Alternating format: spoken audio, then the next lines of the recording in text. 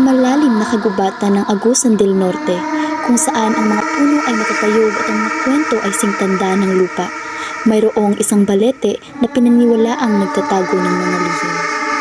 Eto na pala yung sinasabi nilang balete ng mga diwata. Ang laki, ang tahimik. Pero may kakaiba. Teka, ano yun? Parang tunog ng kampanilya? Huwag kang matakot, Ineng. Hindi ka pababayaan ng mga diwata dito.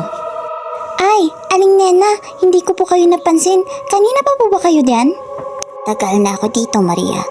Mas matagal pa sa balitang yan. Ano ang sadya mo sa aming matandang kaibigan? Narinig ko po kasi ang kwento sa bayan. Sabi nila may kayamanan daw po na nakatago rito. O kaya mga lumang espiritu. Gusto ko lang pong tignan. Kayamanan? Espiritu? Ang balete ay tagapagbantay ng kasaysayan, Maria, ng mga alaala. Hindi ginto o pilak ang kanyang itinago, kundi ang mga kwento ng ating mga ninuno. Bago pa dumating ang mga Kastila, ang lugar na ito ay sagrado. Dito nagpupulong ang mga datu, dito nagdarasal ang mga babaylan. Ang balete na yan ay saksi sa lahat. Talaga po? Mayroon po ba kayong alam na kwento, Aling Nina? May isang kwento tungkol sa isang mutya. Isang mutya na ibinaon ng isang datu upang protektahan ng kanyang mga tribo mula sa isang malaking panganib. Mayroon akong kwento, Maria. May isang kwento tungkol sa isang mutya.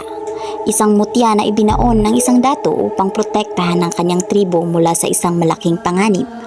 Sabi nila, kapag natagpuan ng mutya, babalik ang kapayapaan at kasaganaan. Mutya? Nasaan po yun? Ang mutya ay hindi nagpapakita sa sinumang naghahanap ng purong kayamanan.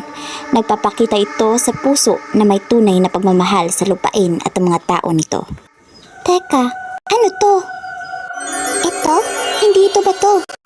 Parang may nakaukit. Isang lumang banga po. Maliit lang, pero ang ganda ng disenyo.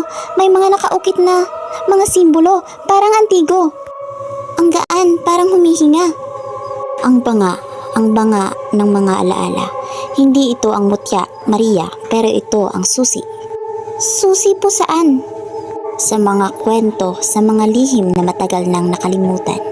Ang banga ay naghihintay ng tamang oras at ng tamang puso upang ibunyag ang kanyang laman. Marahil ikaw ang napili, Maria. Ang lumang balete ay nanatiling tahimik, ngunit ang kanyang mga lihim ay nagsimula ng bumulong. Ano ang laman ng banga? Anong kasaysayan ang muling mabubuhay sa Agusan del Norte? Abangan ang susunod na kabanata ng Ang Lihim ng Lumang Balete.